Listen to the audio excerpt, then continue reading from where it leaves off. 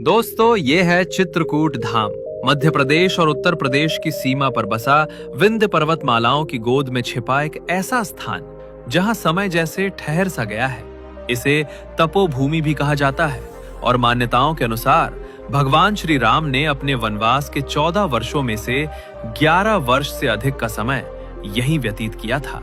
तो आज के इस वीडियो में हम आपको ले चलेंगे एक ऐसी यात्रा पर जहां कण कण में मर्यादा पुरुषोत्तम श्री राम जी की उपस्थिति महसूस होती है। तो चित्रकूट का अर्थ ही है चित्रों का कूट, यानी सुंदर पर्वत। ये केवल एक धार्मिक स्थल नहीं बल्कि आध्यात्मिक शांति का प्रतीक है। तुलसीदास जी ने यहाँ रहकर रामचरितमानस की रचना शुरू की थी। कहा जाता है कि जब भगवान राम यहाँ आए तो प्रकृति ने भी अपनी छटा बिखेर दी थी। अथवा आज भी यहाँ की शांत हवाओं में आपको एक अलग ही सुकून महसूस होगा। ये वो पवित्र धरती है जहां भरत मिलाप हुआ था और जहां के जंगलों में आज भी भगवान राम के पदचिन्हों की कहानियां सुनाई देती हैं। तो अब आपके मन में सवाल होगा कि चित्रकूट आए तो कहां-कहां घूमें और दर्शन करें। तो चित्रकूट में घूमने के लिए कई अद्भुत स्थान हैं जिन्हें आप अपनी लिस्ट में जरूर रखें। राम घाट, ये चित्रकूट का सबसे जीवंत हिस्सा है। मंदाकिनी नदी के तट पर स्थित इस घाट पर आप दिन भर श्रद्धालुओं की भीड़ और साधु संतों को देख सकते हैं।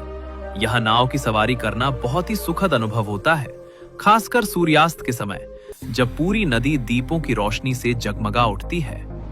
कामदगिरी पर्वत, इसे चित्रकूट का हृदय माना जाता है। ये पर्वत चारों ओर से घने जंगलों से घिरा हुआ है।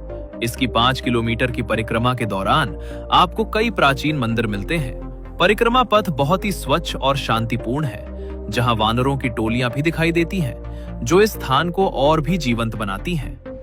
हनुमान धारा, पहाड़ी के ऊपर स्थित इस मंदिर तक पहुंचने के लिए आपको करीब 360 सीढ़ियां चढ़नी पड़ती हैं। ऊपर से पूरे चित्रकूट का जो नजारा दिखता है वो अद्भुत है। मंदिर के ठीक पीछे से एक प्राकृतिक जलधारा निकलती है जो हनुमान जी की प्रतिमा को स्पर्श करती हुई नीचे आती है, जिसे देखना एक अलग ही रोमांच है। गुप्त गोदावरी, ये 2 गुफाओं का एक समूह है। मुख्य गुफा में पानी हमेशा घुटनों तक रहता है। यहाँ की चट्टानें और संकरा रास्ता ऐसा लगता है जैसे किसी पुरानी पौराणिक कथा के अंदर आप प्रवेश कर गए हों। गुफा के अंदर का तापमान बाहर के मुकाबले काफी ठंडा और आरामदायक रहता है। सती अनुसुईया आश्रम, ये स्थान शहर की मुख्य भीड़ भाड़ से काफी दूर और शांत है। यहाँ चारों तरफ घने जंगल है और मंदाकिनी नदी का उद्गम स्थल भी यही माना जाता है। यहाँ का वातावरण इतना शांत है कि आप घंटों बैठकर ध्यान कर सकते हैं। यहाँ के आसपास का जंगल बहुत ही हरा भरा और सुंदर है। स्फटिक शिला, ये एक बड़ी सी चट्टान है जिस पर राम और सीता के पदचिन्ह माने जाते हैं। ये स्थान काफी ऊंचाई पर है और यहाँ से नीचे की घाटी और जंगल का नजारा बहुत ही शानदार दिखता है। फोटोग्राफी के शौकीनों के लिए ये एक बेहतरीन जगह है। अब बात करते हैं यहाँ तक पहुंचने की। तो चित्रकूट आने का सबसे आसान तरीका है ट्रेन। यहाँ का नजदीकी रेलवे स्टेशन चित्रकूट धाम करवी है, जो देश के प्रमुख शहरों से अच्छी तरह जुड़ा हुआ है। वहीं यदि आप सड़क मार्ग से आना चाहते हैं तो ये प्रयागराज, सतना और बांदा से बस या टैक्सी द्वारा आसानी से पहुंचा जा सकता है। ठहरने के लिए यहाँ कई आश्रम, धर्मशालाएं और आधुनिक होटल भी उपलब्ध हैं।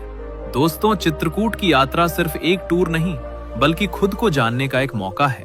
तो अगली बार जब मन को शांति की तलाश हो तो चित्रकूट धाम का रुख जरूर करें। आपको ये वीडियो कैसी लगी कमेंट में बताना ना भूलें और हमारे चैनल को सब्सक्राइब जरूर करें। जय श्री राम।